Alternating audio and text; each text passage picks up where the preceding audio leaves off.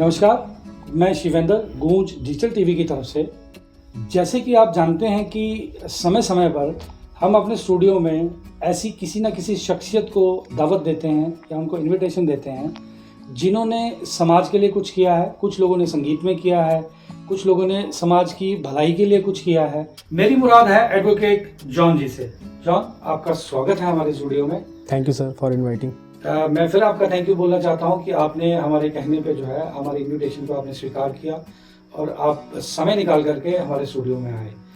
तो मैं आपसे ये सबसे पहले तो मैं ये जानना चाहूँगा आपको, क्योंकि लोग तो आपको जानते हैं, ये जो इतिहास के पन्नों में कुछ किताबें जल चुकी हैं या कुछ इतिहास की किताबों के पन्नों पे इतनी धूल जमी हुई है कि आज 2024 की पीढ़ी जो है जब उसको पढ़ने की कोशिश करती है तो उसमें बहुत सी चीज़ें ऐसी हैं जो उसको ब्लर मिलती हैं, जो समझ नहीं उसको आती है कि ये सब कुछ किस तरह से चल रही हैं। मैंने आपका एक इंटरव्यू देखा था, आपने एक इंटरव्यू दिया था मार्तंडे टेम्पल में। तो मार्तंडे टेम्पल के बारे में मुझे भी बहुत कम पता था। मैंने वो आपका इंटरव्यू जब सुना, पॉडकास्ट आपका सुना, तो उसमें मुझे बहुत सी जो ऐसी चीज़ें थी जो मैं नहीं जानता था और मेरे मन में ये आया कि जिस समाज में हम रह रहे हैं, अगर मैं नहीं जानता हूँ तो बहुत से लोग ऐसे भी होंगे जो नहीं जानते होंगे। तो उसके लिए हमने आपको दावत दी थी और मैं माइक बिल्कुल आपके पास रखूँगा कि आप प्लीज़ अपनी बात रखें।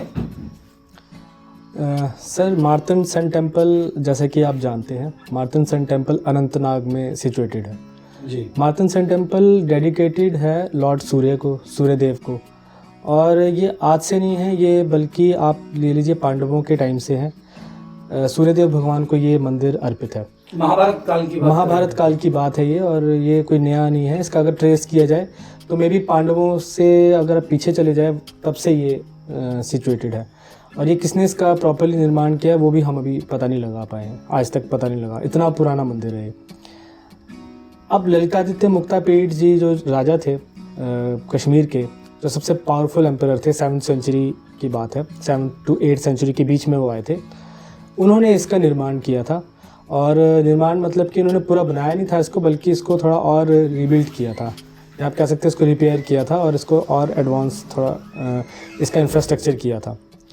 मार्तंड सन टेम्पल के पीछे बहुत गहरा इतिहास है। एक एग्जिस्टेंस है कश्मीर की, एक एग्जिस्टेंस है हिंदुइज़्म की, हिंदुत्व की, और हिंदुत्व की जो इतिहास है उसकी। तो मार्तंड सन टेम्पल एक विषय होना चाहिए इस पूरे देश का, इस पूरे विश्व का।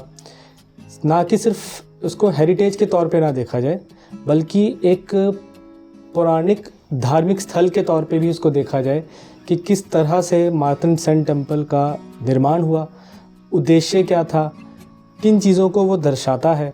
ये सारी चीज़ें इतिहास में हमें देखने को नहीं मिलती, क्योंकि आप जानते हैं इतिहास एक मैनिपुलेटेड इतिहास है जो आज हमें पढ़ाया जाता है, स्कूल टेक्स्ट बुक्स में पढ़ाया जाता है, जिसका कोई मोटिव नहीं है, जिसका मोटिव सिर्फ एक पर्टिकुलर सेक्ट को एम्पावर करना है या पर्टिकुलर सेक्ट को हमें दिखाना है कि ये पावरफुल है और दूसरे सेक्ट जो है वो इन्फीरियर है।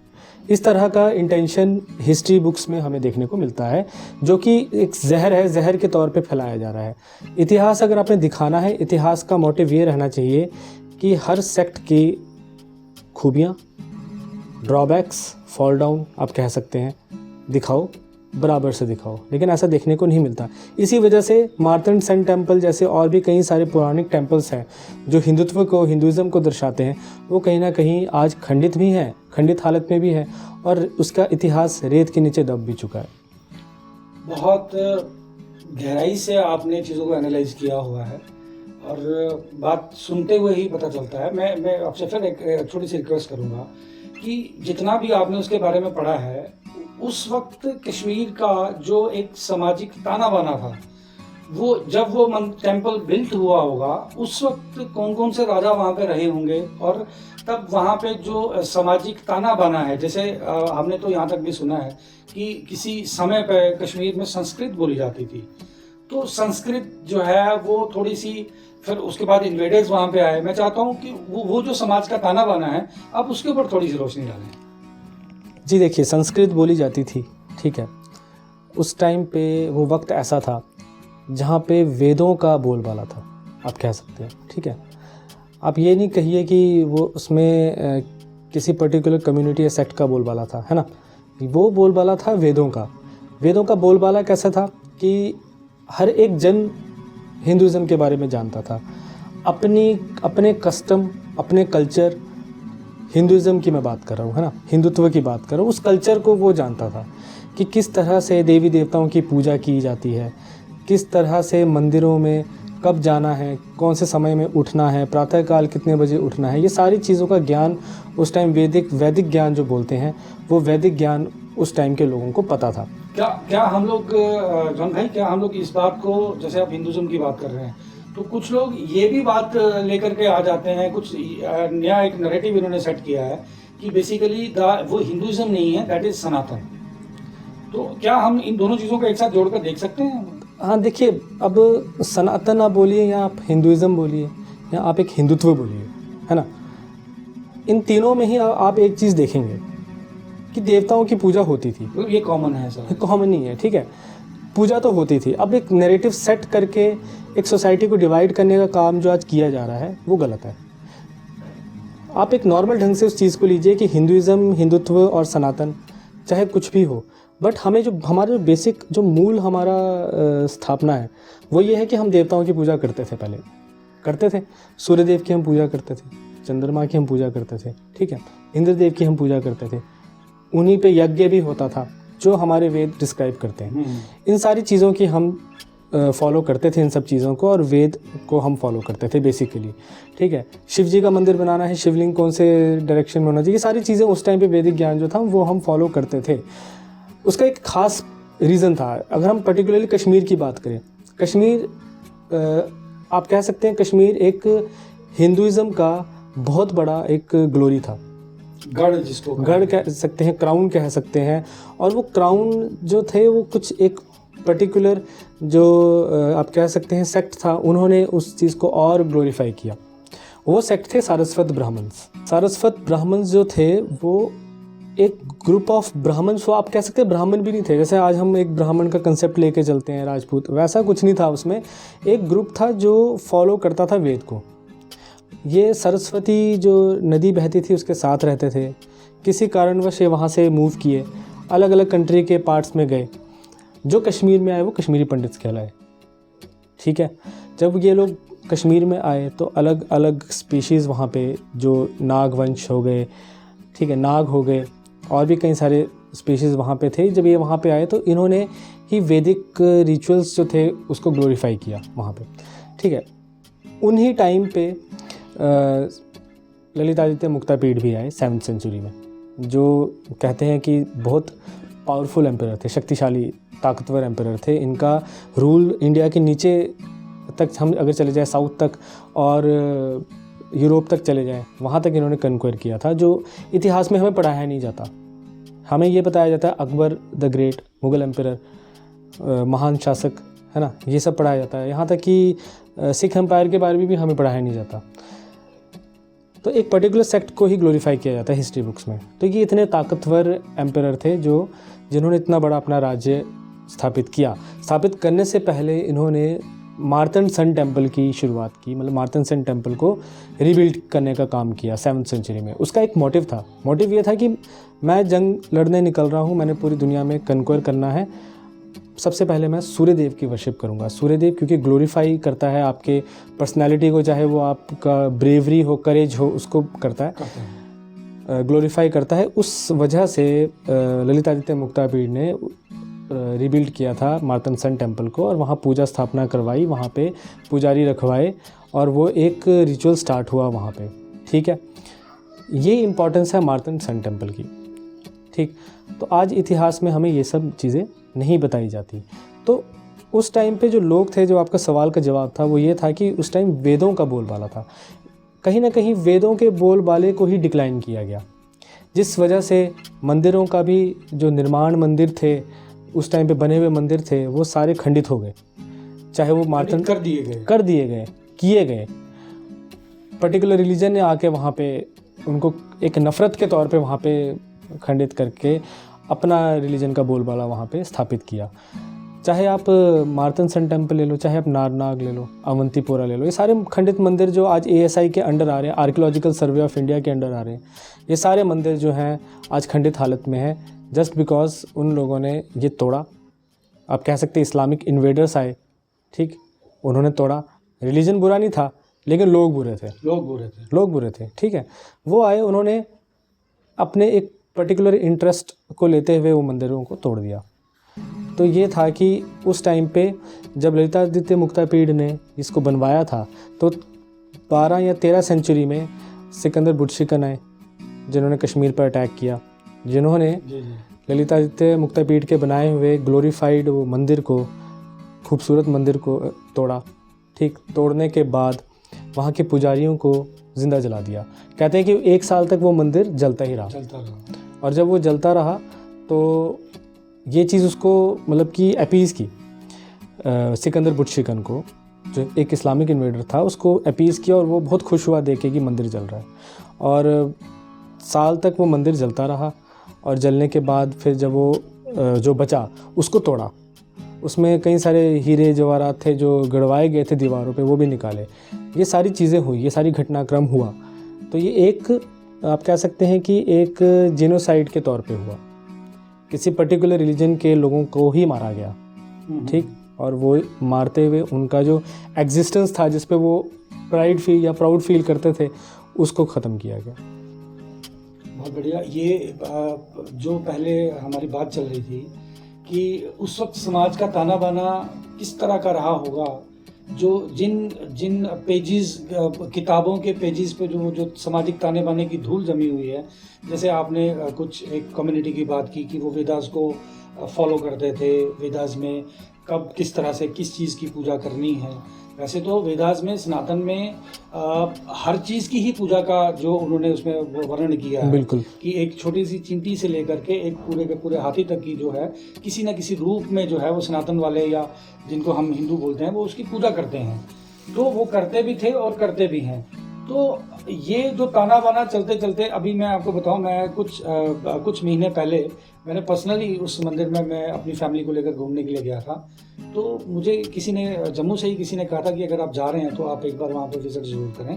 तो मैं कश्मीर में रहा हूँ, मेरे फादर आर्मी में थे, तो हम लोग कश्मीर में रहे हैं, लेकिन तब 80s में हम लोग उस टेम्पल के बारे में जानते नहीं थे। बिल्कुल, किसी को पता नहीं था। तो हमारे फादर भी हमें वहाँ पे लेके नहीं जा सके। लेकिन जब अब मैं थोड़ा सा वहाँ पे गया हूँ 6 महीने पहले, तो मेरे को देख के बड़ा अजीब सा लगा कि हमें ये 90s में क्यों नहीं पता था, हमें ये 80s में क्यों नहीं पता था। शायद कश्मीर वालों को पता था, या जिन्होंने हिस्ट्री की बुक्स पढ़ी हैं, या जिनका हिस्ट्री सब्जेक्ट रहा है, उन लोगों ने पढ़ा है। लेकिन कहीं ना कहीं बीइंग सोसाइटी में रहते हुए मुझे ये महसूस हुआ कि ये सब बातें जो हैं ये पब्लिक डोमेन में होनी चाहिए।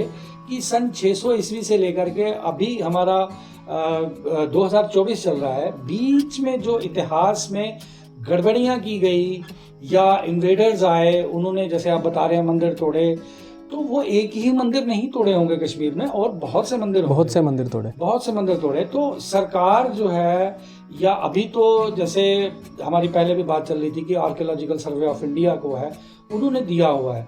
तो क्या आपको ये लगता है कि आर्कियोलॉजिकल सर्वे ऑफ इंडिया, वो जो उनका एक स्वर्णिम युग था उन मंदिरों का, क्या वो उसको वापस ला सकती है उस तरह से जिस तरह से वो थे? जी बिल्कुल, बहुत अच्छा सवाल है ये।